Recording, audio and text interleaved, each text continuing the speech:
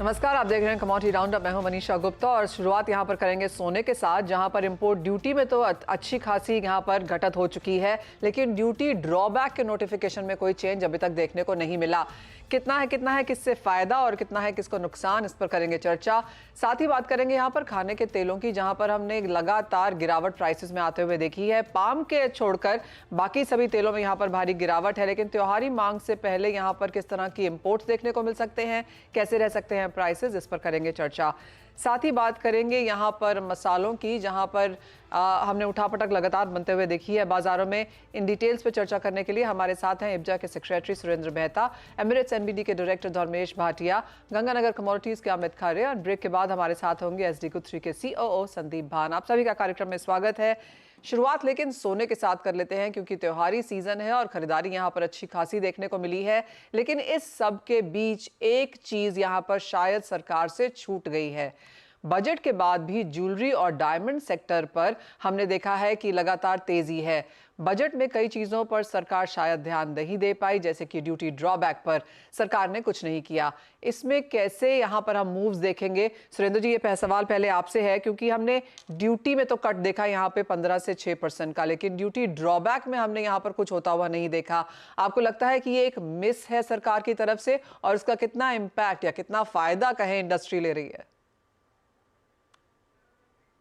देखिए, बजट आए हुए लगभग 1 महीना हो चुका है। और जैसे कि सबको पता है कि गोल्ड पर ड्यूटी 15% की जगह 6% कर दी गई, और सिल्वर पर भी ड्यूटी 15% की जगह 6% कर दी गई। तो हुआ ये कि ड्यूटी ऑलमोस्ट लगभग गोल्ड पर 5,90,000 रुपए पर किलो ड्यूटी कम हुई, और सिल्वर पर 7,600 रुपए ड्यूटी कम हुई। लेकिन कहीं ना कहीं शायद मुझे पता नहीं कि ये रह गया है या सरकार ऐसा क्यों चाहती है। सरकार ने जो ड्यूटी ड्रॉबैक का जो नोटिफिकेशन था, जो 2023 में आया हुआ था, उसको अभी तक चेंज नहीं किया है।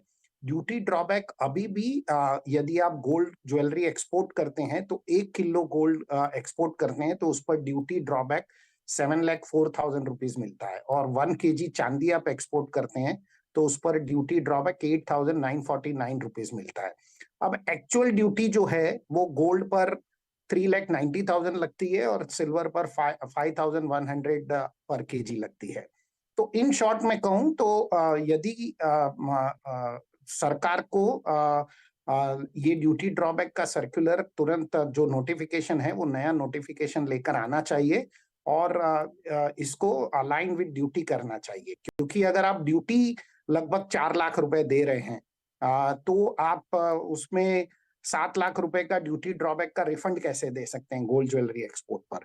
तो हमने ये सरकार के ध्यान में ये बात लाई है।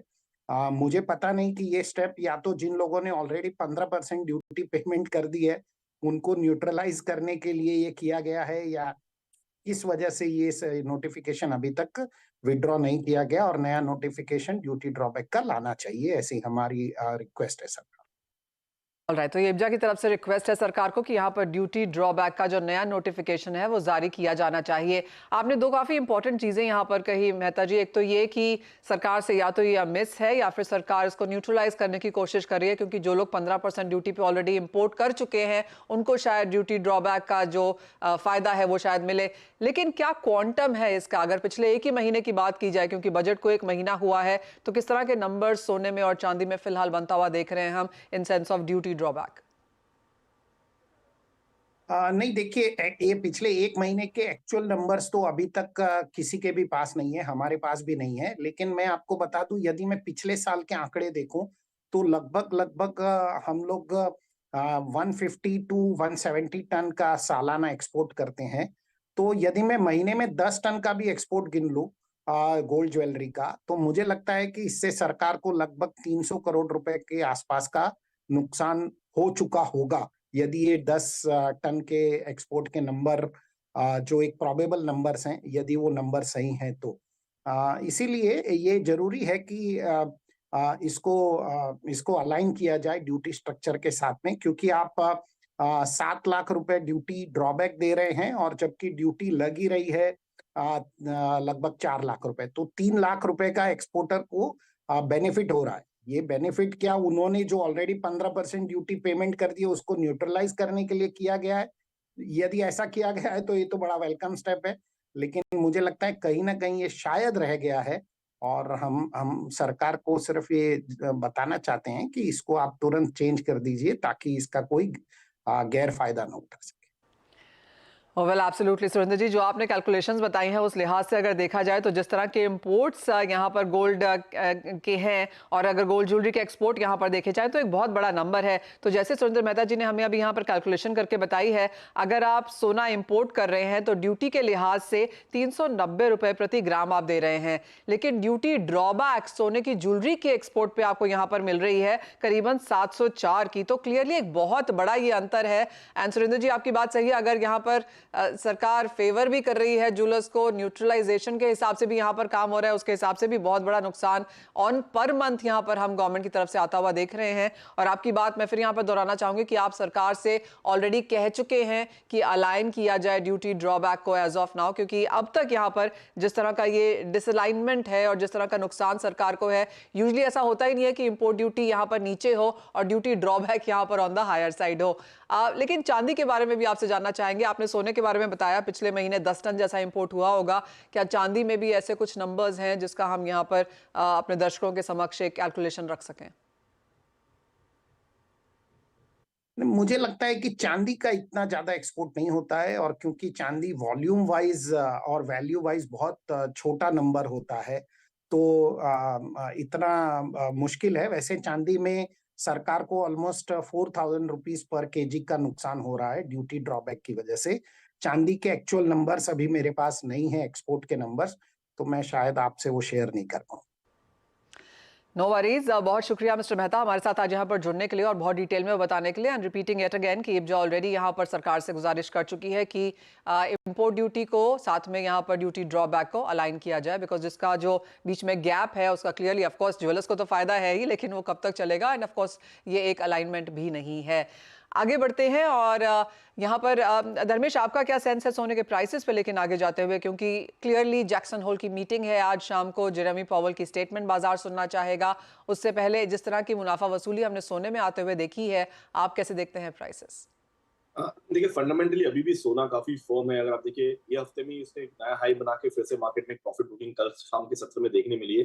ये एक टेम्पररी करेक्शन है, बट फंडामेंटली अभी भी मैं काफी बुलिश हूँ। मैं एक्सपेक्ट करता हूँ कि जैसे रेट्स कट्स के न्यूज मार्केट में ये सिस्टम में आएंगे, आप ऑटोमेटिकली देखेंगे कि जैसे बॉन्ड्स बढ़ रहा है, इक्विटी बढ़ रहा है, गोल्ड में भी आपको अच्छी खासी तेजी देखने मिल रही है। बहरहाल, अगर आप देखिए on the other hand, dollar में काफी पिटाई हो रही है, उस कारणवश भी काफी सोने में इसको सपोर्ट मिल रहा है। डोमेस्टिक मार्केट में मैं एक्सपेक्ट करता हूँ कि रुपया 85 86 के स्तर आपको छू सकता है, तो यहाँ पे आपको एक अच्छी खासी तेजी प्राइस में आ सकते हैं, और 72,000 से 72,500 के स्तर आपको शीघ्र ही देखने मिलेंगे। अंतरराष्ट्रीय मार्केट में मैं 2550 से लेके $2600 के स्तर आपको 1 या 2 महीने के अंतराल में एक स्थिरता बनाते हुए देख सकते हैं। तो मैं फंडामेंटली काफी बुलिश हूँ। मैं सलाह दूंगा कि गिरावट पे आप सोने में निवेश करके चले, अपने पोर्टफोलियो का 5 से 10% और इसमें ऐड कर सकते हैं, क्योंकि मार्केट काफी बुलिश है यहाँ पे। सोने में खरीदारी करनी चाहिए। अमित, आपका क्या सेंस है, क्या चांदी में भी यही करने की राय देंगे? Good morning Manisha ji. Level के लिहाज से देखा जाए तो ओवरऑल बाय का स्ट्रक्चर है, कल एक करेक्शन देखा गोल्ड सिल्वर दोनों में, एक अपॉर्चुनिटी को हम यूज कर सकते हैं। लेवल के लिहाज से देखें तो 83,800 इसका एंट्री पॉइंट है आज के लिए। ऊपर में लगता है 85,000 के भाव आज या कल के ट्रेडिंग सेशन में देखने को मिल सकते हैं। नीचे में 83,200 रुपए के नीचे का एक स्टॉप लॉस करें।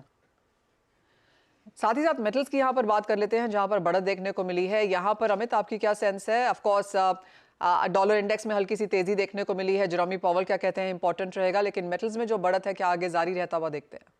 बिल्कुल, मेटल्स वापस फिर से एक बेस बनाता हुआ नजर आया। पिछले दिनों देखा हमने निचले दिनों से एक अच्छी रिकवरी प्राइसेस में देखने को मिली है। कॉपर 795 के आसपास खरीदारी करें, 805 रुपए का टारगेट रखें, 790 का स्टॉप लॉस बंद करें।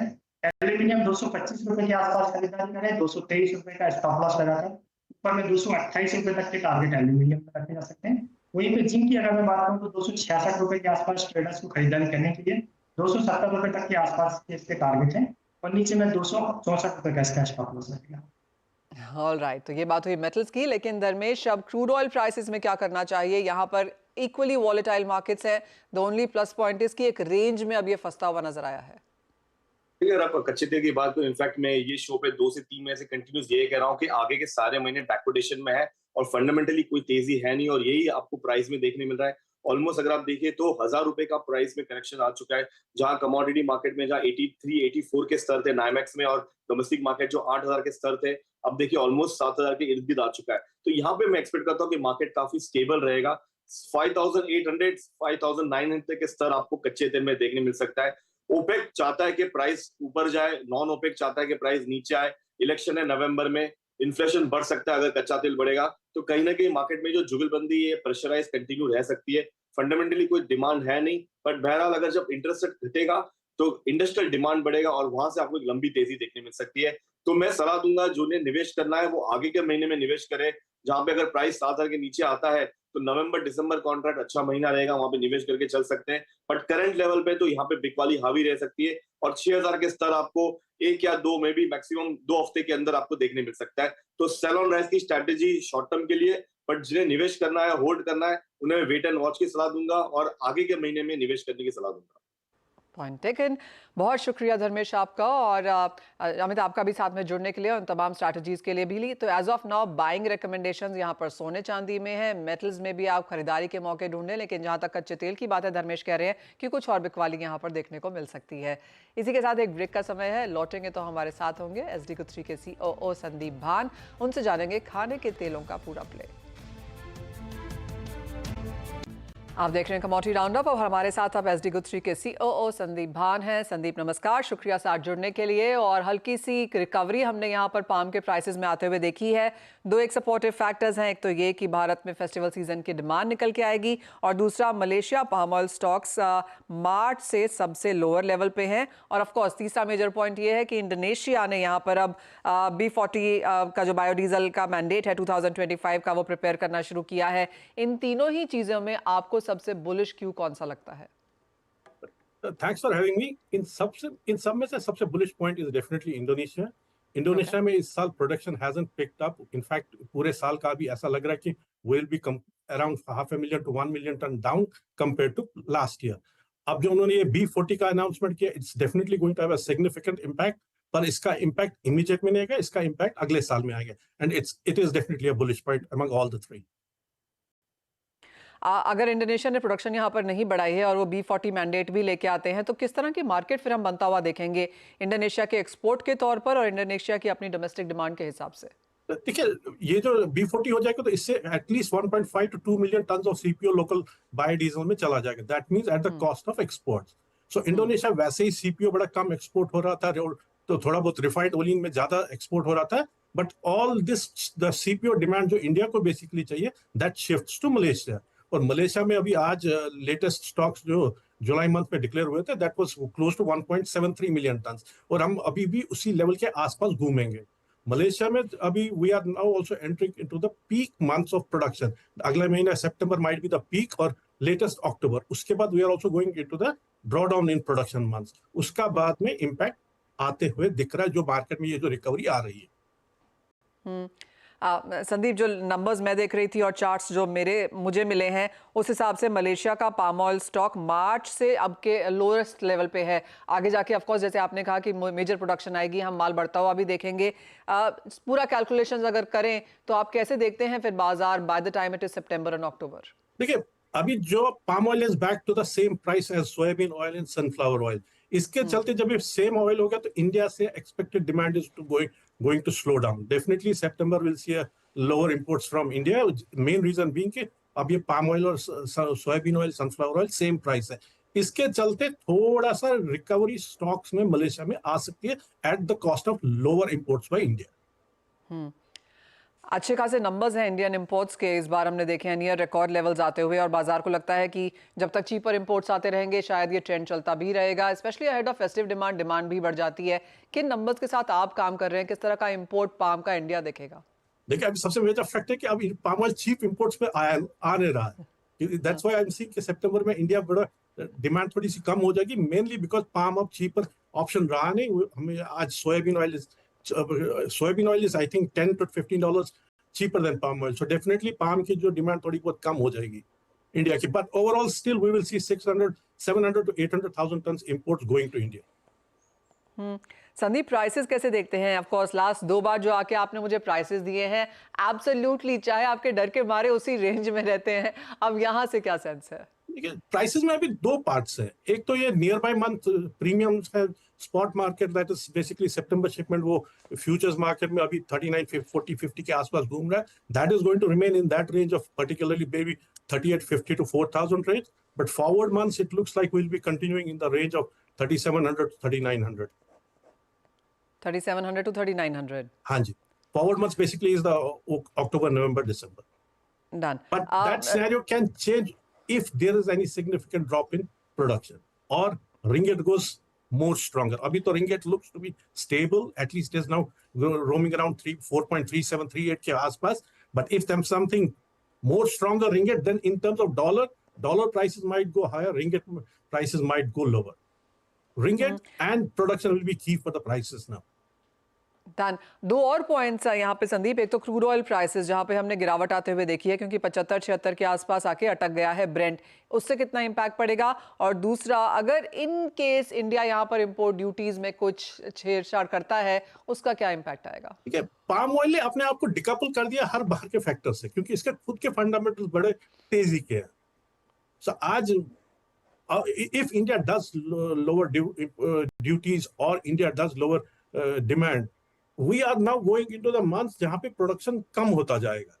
सो उसका immediate for next at least couple of months के लिए कोई बड़ा सिग्निफिकेंट इम्पैक्ट आएगा नहीं, mainly because we will be into a lower production months now. Alright. तो संदीप, अगर इंडियन पर्सपेक्टिव से देखें, इंडियन कंज्यूमर पर्सपेक्टिव से देखें, तो जिस तरह की एज ऑफ नाउ सिचुएशन है, आपको नहीं लगता कि प्राइसेस बहुत ऊपर जाएंगे? बिकॉज जो आपकी रेंज है 3700 3900 पाम की, जिसका बहुत बड़ा हिस्सा इंडिया यहाँ पर कंज्यूम करता है, चाहे वो होरेका है, इंस्टीट्यूशन है, प्रोसेस्ड फूड्स वगैरह है, आपको नहीं लगता एज ऑफ नाउ कि प्राइसेस बहुत ऊपर जाएंगे? एज ऑफ नाउ ऐसा नहीं लग रहा, क्योंकि पाम को ऑल्सो कंपीटिंग ऑयल से में बड़ा प्रेशर है, उसके चलते पाम को अपसाइड बड़ी कम लग रही है, क्योंकि competing oils are getting discounted to palm. So उसके चलते फिर palm will definitely lose its demand, जैसा अपन ने जनवरी, फरवरी, मार्च ऑफ दिस ईयर देखा था। Fair point that. Sandeep, as always बहुत शुक्रिया साथ जुड़ने के लिए और प्राइसेस, डिमांड, ट्रेड और पॉलिसीज पर भी अपनी यहाँ पर राय देने के लिए। इसी के साथ एक ब्रेक का समय है, जब लौटेंगे तो बात करेंगे यहाँ पर इक्विटी मार्केट्स की।